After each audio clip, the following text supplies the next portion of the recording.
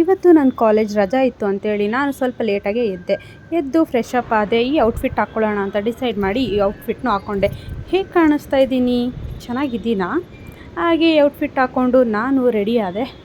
ಈಗ ರೆಡಿಯಾಗಿ ನಾನು ಒಂದು ಬ್ಯಾಗ್ ತಗ್ಲಾಕೊಂಡು ಹೊರಟೆ.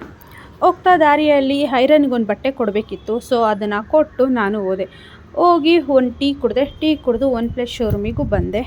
ಏನಕ್ಕೆ ಬಂದಿದ್ದೀನಿ ಅಪ್ಪ ಅಂತಂದರೆ, ನಂದು ಚಾರ್ಜರ್ ಕೇಬಲ್ ಹಾಳಾಗಿತ್ತು. ಸೊ ಒಂದು ಹೊಸ ಕೇಬಲ್ ತಗೊಳ್ಳೋಣ ಅಂತ ಬಂದೆ. ಈ ಕೇಬಲಿಗೆ 1000 ರೂಪೀಸ್ ಅಂತ ಹೇಳಿದ್ರು. ಅಯ್ಯೋ ದೇವ್ರೆ ಅಂತ ಹೊಟ್ಟೆ ಹುರ್ಕೊಂಡು ಇನ್ನೇನು ಮಾಡೋಕ್ಕಾಗಲ್ಲ ಅಂತೇಳಿ ಕೊಟ್ಟು ನಾನು ರಿಟರ್ನ್ ಬಂದೆ ಹಾಸ್ಟೆಲ್ ಕಡೆಗೆ. ನನ್ನ ಚಾರ್ಜರ್ ನೋಡಿ ಯಾವ ಗತಿಯಲ್ಲಿದೆ.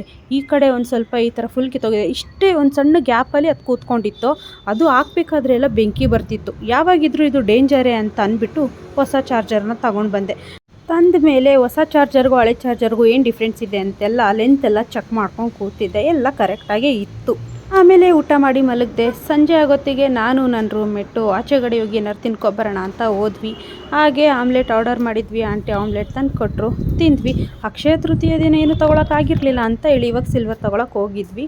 ಸಿಲ್ವರ್ನು ತಗೊಂಡು ನಾವು ಮತ್ತೆ ಹಾಸ್ಟೆಲ್ ಕಡೆ ಹೊರಟ್ವಿ.